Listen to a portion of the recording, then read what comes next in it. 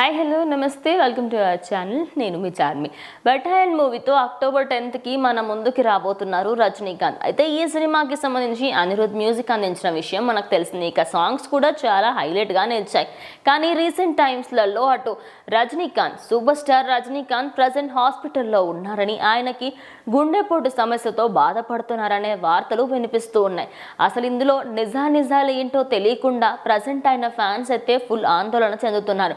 అసలు వాళ్ళ ఫ్యామిలీ కూడా అధికారికంగా ప్రకటన ఏమీ చేయలేదు ఆయన ఆరోగ్యం ఇలా దెబ్బతింది అంటూ.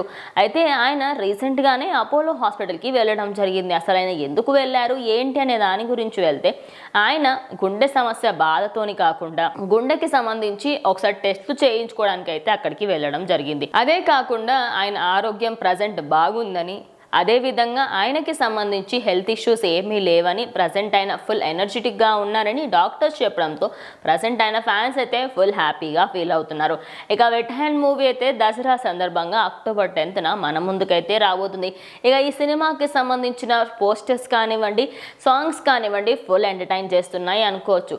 ఇక అనిరుద్ మ్యూజిక్ అయితే టాప్ మోస్ట్ లాగా ఉంది. ప్రజెంట్ ఆయన ఆరోగ్యం బాగుండడంతో ఫ్యూచర్లో ఇప్పుడు రాబోయే ప్రీ రిలీజ్ ఈవెంట్స్లో అయినా సరే ఆయన పాల్గొనబోతున్నట్టుగా కూడా వార్తలు వినిపిస్తున్నాయి.